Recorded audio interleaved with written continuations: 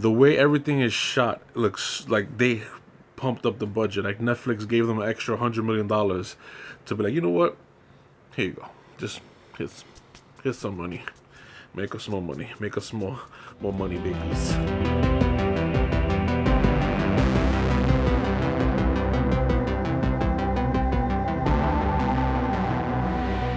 What is up, everybody? This is Ray from Rated R Reviews, and I literally just binge watched all of Stranger Things season 2. This is gonna be a review on it. I'm gonna try my best not to spoil anything. Okay, so at the very ending of season 1, if you haven't seen it, so this is gonna be a spoiler alert for the ending of season 1. Okay, the scientists were taking these children who they believe were special, and they had these special abilities, and so they kind of wanted to experiment with those special abilities. One of the children with special abilities managed to punch a hole in a dimension because she was so angry. She needed to escape from her confinement, and that's what brings us to the Upside Down. So now that's season 1. Bunch of things happen in season 1. I'm not gonna spoil anything else, but go see season 1. Season 2 in Stranger Things was a great way to continue from season 1. All the different characters like 11, Dustin, Mike, Will, Lucas, Nancy, Hopper, or Chief Hopper, Will's mother, played by Winona Ryder, which her name kind of eludes me right now. Her character's name eludes me.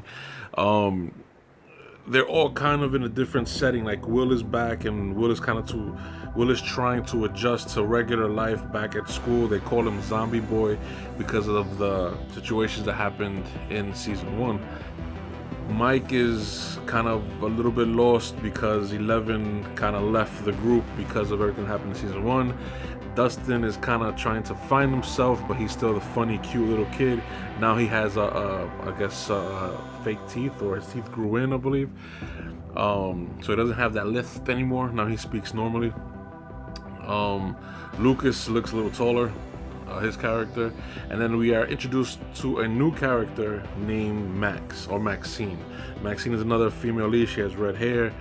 She kind of is like another character that just adds another dimension to the original 4, the way 11 did, but with Will this time, because in the first season Will wasn't with them because of the obvious storyline. So along with Maxine comes a brother, and a brother who is apparently a gigantic douchebag. His name is Billy. He just acts like he's a badass and trying to take over this and trying to take over that, and he kind of challenges Nancy's boyfriend. The original medical facility where this entire story took place in season 1 is now run by a new group of medical technicians, led by Paul Reiser, of all people. You know, remember him from Mad About You and the original Alien movie? It was pretty interesting that they chose that, but again, they chose Matthew Modine to play Papa the first time. He was the bad guy. This time Paul Reiser plays a more calm, more positive character. He's running the facility now. He's trying to help Will with monthly checkups to make sure Will is okay. He's adjusting properly because he knows something is wrong, especially with the great ordeal that he went through, that he survived back in all through season 1. So they're trying to test him out, make sure he's okay, but something is not quite right.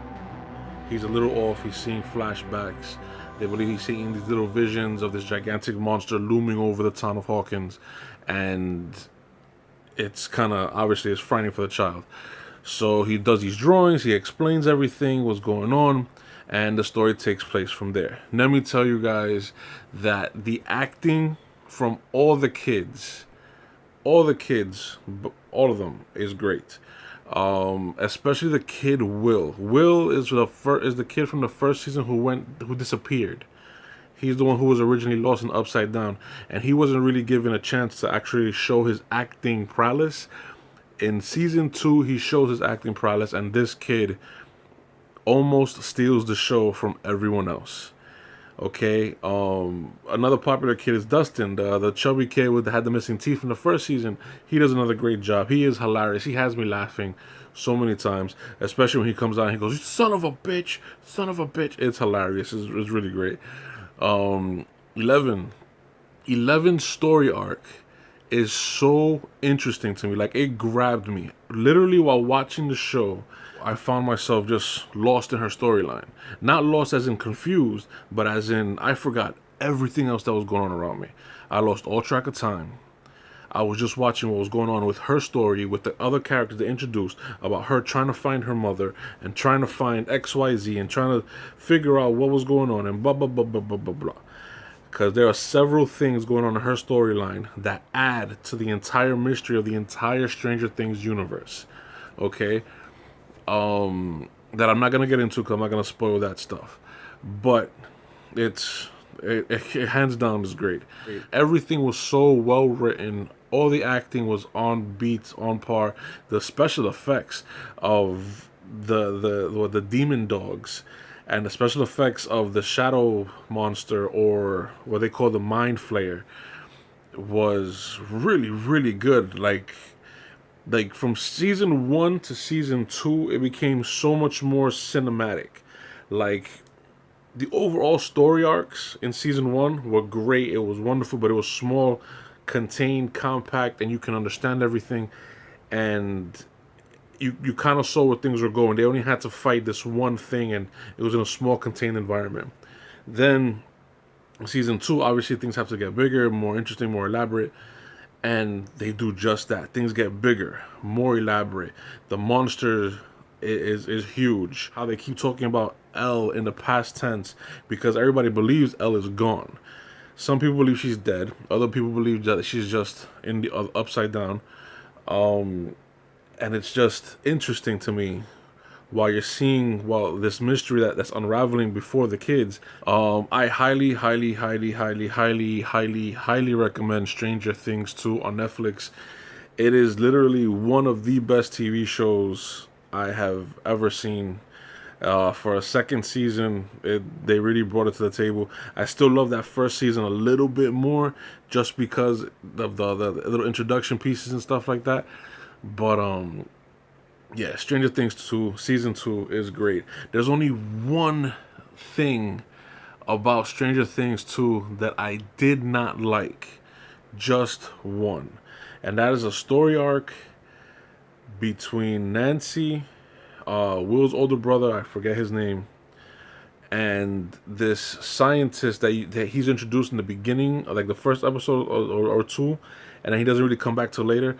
But the fact that he's kind of like a conspiracy theorist type of thing, and he kind of is talking about whatever, and he tries to be funny, and I'm just kind of annoyed throughout the entire time that he's on screen because I don't really find him that funny. The other two characters with him I just find dull and boring. But that only lasted like maybe 10 whole minutes, maybe 12 whole minutes, and that's broken up in between 2 episodes or 3 episodes. That's the only story arc I didn't like. I have to say, season 1 is like at a 98 percentile. Season 2, I put like a 96 percentile, just because they're that good. I have to put in the top 5 of TV shows in history that I've seen that I really truly enjoyed, and I can go back and rewatch. All right, so I don't know what else to say. I don't want to give away too many spoilers. I already gave a spoiler or two, but I don't want to say anything else because I don't want to ruin it for anybody. And all the little information, little spoiler bits I gave you guys right now within this review, it's not even 5% of the spoilers of the information that the show gives you, of the story arcs and storylines and great one-liners and great special effects, and just watch the show. You'll understand. Okay, thanks for watching. Ray from Radar Reviews. Subscribe, share. Peace.